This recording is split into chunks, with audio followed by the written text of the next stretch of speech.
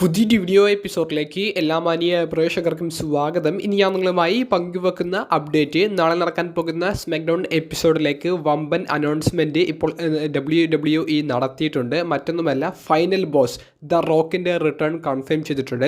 The റോക്കിൻ്റെ റിട്ടേണിൻ്റെ ഒരു റൂമർ ഇന്നലത്തെ വീഡിയോയിൽ ഞാൻ പങ്കുവെച്ചിരുന്നു. ഇപ്പോൾ ഇതാ മിനിറ്റുകൾക്ക് മുൻപ് മാത്രം WWE റോക്ക് സ്മാക്ഡൗണിലേക്ക് തിരികെ വരുന്നുണ്ട് എന്നുള്ളത് ഒഫീഷ്യലി കൺഫേം ചെയ്തിരിക്കുന്നു.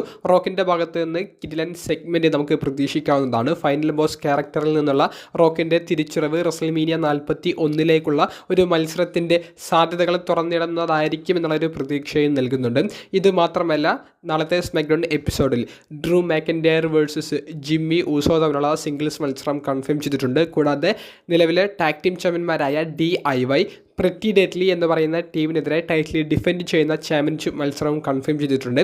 റോക്കിൻ്റെ റിട്ടേൺ, അതുപോലെ തന്നെ സോളോ സിക്കോവ, ജേക്കബ് ഫാറ്റു തുടങ്ങിയവർക്കിടയിൽ നിലവിൽ നടന്നുകൊണ്ടിരിക്കുന്ന അല്ലെങ്കിൽ തുടക്കം കുറിച്ചിട്ടുള്ള പ്രശ്നങ്ങൾ, ഇവയിൽ എന്തെങ്കിലുമൊക്കെ ഒരു ഇമ്പാക്റ്റ് ഉണ്ടാക്കുമോ? നിങ്ങളുടെ അഭിപ്രായങ്ങൾ കമൻറ്റ് ബോക്സിൽ രേഖപ്പെടുത്തുക.